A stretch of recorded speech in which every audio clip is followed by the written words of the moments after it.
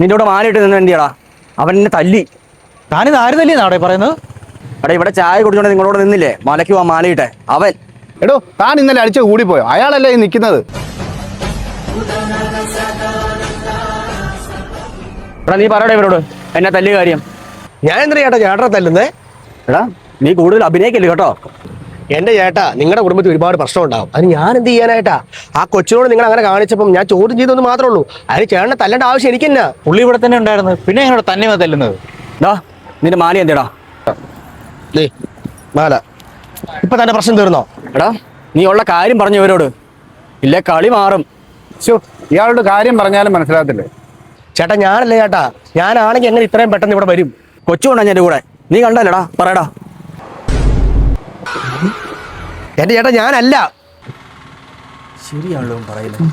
നീ ഇത്രയും പെട്ടെന്ന് എങ്ങനെ ഇവിടെ വരും? നീ അയ്യപ്പൻ എങ്ങാനും ആണോ?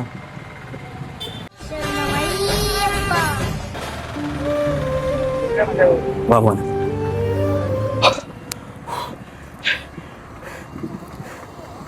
അയ്യപ്പാ ഈ മാല ഇവിടെ ഇരിക്കട്ടെ, എനിക്ക് ചെറിയൊരു പരിപാടിയുണ്ട്. നിന്റെ പല്ലിൻ്റെ എണ്ണം കുറയും, എല്ലിൻ്റെ എണ്ണം കൂടും.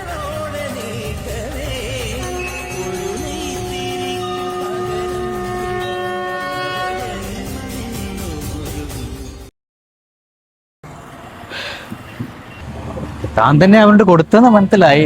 എണ്ണം കൊടുത്ത് എണ്ണാൻ പറ്റിയില്ല, ഞാൻ ന്യായമായിട്ട് അവനോട് കൊടുത്തിട്ടുണ്ട്. ഇതുകൊണ്ടെങ്കിലും അവന് നന്നായാ മതിയാ.